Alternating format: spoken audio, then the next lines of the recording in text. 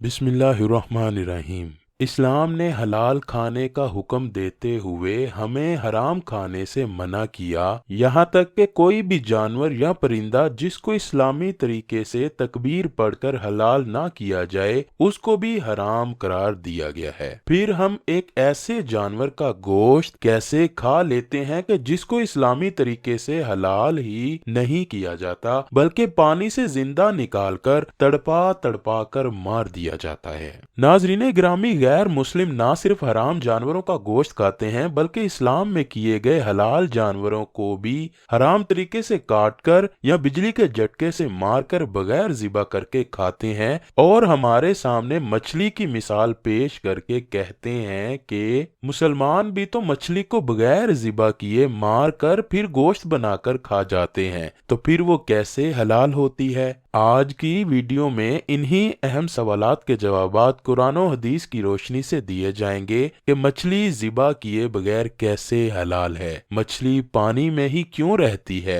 मछली की जुबान क्यों नहीं होती, मछली खुश्की का जानवर क्यों नहीं है और क्यों पानी से निकलते ही तड़पने लगती है। रसूल करीम हजरत मोहम्मद सल्लल्लाहु अलैहि वसल्लम ने फरमाया, हमारे लिए मरी हुई चीजों में से मछली हलाल है। एक आदमी ने सरकारे दो आलम सल्लल्लाहु अलैहि वसल्लम से पूछा, या रसूल अल्लाह, हम खारे दरिया में कश्ती के जरिए सफर करते हैं और मीठा पानी अपने हमरा थोड़ा सा ले जाते हैं, इसलिए अगर हम इस पानी से वजू कर लें तो प्यासे रह जाएं, तो क्या हम दरिया के पानी से वजू कर सकते हैं? रसूल अल्लाह सल्लल्लाहु अलैहि वसल्लम ने फरमाया, दरिया का वो पानी पाक करने वाला है और इसका मुर्दार हलाल है। इस हदीस में मुर्दार से मुराद मछली है जो ज़िबा किए बगैर ही हलाल है। सबसे पहले तो ये जान लीजिए कि मछली का सांस लेने का निजाम बाकी जानवरों और इंसानों से मुख्तलिफ है, क्योंकि उसमें फेफड़े नहीं होते बल्कि ये काम गिल्स करते हैं जो कि मछली के मुंह के आखिरी हिस्से में मौजूद होते हैं। ये तादाद में दो होते हैं। फेफड़े हवा से ऑक्सीजन लेते हैं और कार्बन डाइऑक्साइड खारिज करते हैं, जबकि गिल्स पानी को गुजार कर उनसे ऑक्सीजन हासिल करते हैं और वापसी पर उसी में कार्बन डाइऑक्साइड गैस छोड़ देते हैं।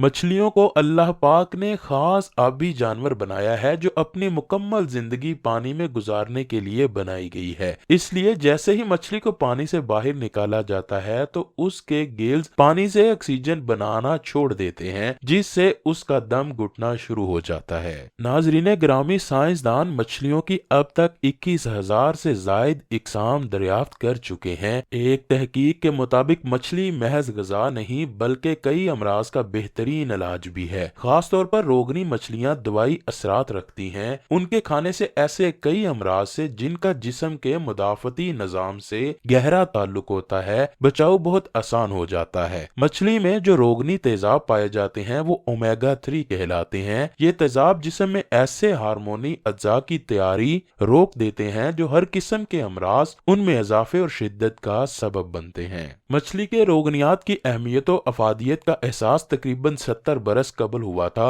उस वक्त ये बात जेरे गौर आई थी कि दुनिया के और इंसानों के लिए चर्बी मुज़रे सेहत साबित होती है, तो आखिर एस्किमो जो साहली इलाकों में रहते हैं वो बेहिसाब मछली खाते हैं, लेकिन फिर भी वो अमराज से महफूज क्यों रहते हैं, वो दिल के मरीज क्यों नहीं बनते? इसकी असल वजह यह है कि एस्किमो रोजाना जो समुद्री ग़िज़ाएं खाते हैं वो तमाम की तमाम ओमेगा 3 रोगनी तेजाबों पर मुश्तमिल होती है। साहली इलाकों में रहने वाले अफराद अमराज़े कल्ब का कम शिकार होते हैं, इसलिए कि वो मछली ज्यादा खाते हैं। मछली कम मिकदार में भी कल्ब की हिफाजत करती है। आपको ये जानकर हैरानगी होगी कि कुछ मछलियां तो मुख्तलिफ रंगों को भी पहचान लेती हैं। उससे भी हैरानकुन बात तो यह है कि आर्चर नामी मछली इंसानी चेहरे पहचानने की सलाहियत रखती है। मछलियों के कान इंसानों के कानों की तरह बाहर नहीं होते बल्कि उनके सर में दो सुराख होते हैं जिन्हें ओथोलिथ कहा जाता है। उनके जरिए आवाजों को सुनती है, जबकि उनकी जिल्द पर मौजूद लेथरल लाइंस भी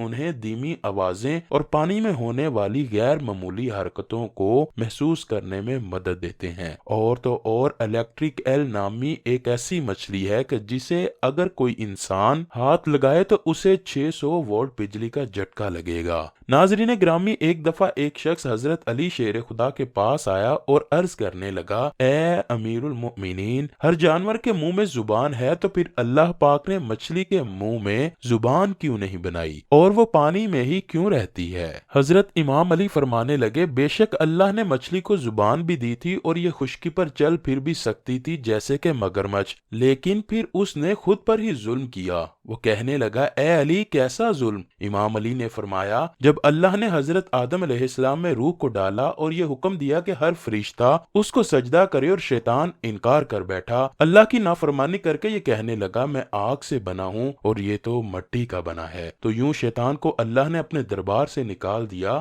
وہ بدصورت بن کر زمین پر جیسے گرا، انسان سے حسد اور نفرت کے ساتھ چیخنے لگا اور ہر کسی کو بتانے لگا کہ انسان اس زمین پر ظلم کرے گا۔ اے شخص، اس وقت مچھلیاں زمین پر بھی چلا کرتی تھیں اور پانی میں بھی رہا کرتی تھیں، ان کے منہ میں زبان بھی ہوا کرتی تھی۔ شیطان نے سب سے پہلے مچھلیوں کو بھٹکایا اور یہ کہا کہ انسان جب زمین پر آئے گا تو وہ تمہیں زندہ اپنے خنجر سے کاٹے گا اور اپنا پیٹ بھرنے لگے گا۔ مچھلی نے جب یہ سنا تو وہ سمندر میں ہر ایک آبی مخلوق کو انسان کے خلاف کرنے لگی، تو یوں اللہ نے مچھلی کے منہ سے زبان کو غائب کر کے اس کی جگہ وبال پیدا کر دیا اور یہ حکم نافذ کیا کہ کوئی بھی انسان تمہیں زندہ نہیں کاٹے گا، تمہاری حد قدرت نے پانی تک رکھی ہے، تم جب پانی سے جدا ہوگی تو خود ہی تڑپ کر مرنے لگو گی۔ تبھی جب حلال مچھلی پانی سے جدا ہوتی ہے تو وہ تڑپنے لگتی ہے اور اس کے جسم کا سارا خون اس کے گلے میں آ کر جمع ہو جاتا ہے۔ ناظرین گرامی، مغربی سائنسدان بھی یہ دیکھ کر حیران ہے کہ مچھلی کے پانی سے نکلتے ہی کچھ ہی دیر بعد اس کے جسم میں موجود خون کا ایک ایک قطرہ اس کے منہ میں موجود گلز میں جمع ہو جاتا ہے، جس سے اس کا گوشت خون سے پاک اور حلال ہو جاتا ہے۔ یہی وجہ ہے کہ مچھلی کو ذبح کرنے کی ضرورت ہی باقی نہیں رہتی اور جس دوران مچھلی کا گوشت بنایا جاتا ہے تو اس کے گلز کو بھی نکال دیا جاتا ہے۔ یہی نہیں، سائنس نے اسلام کے حلال کھانے کے حکم کے پیچھے چھپی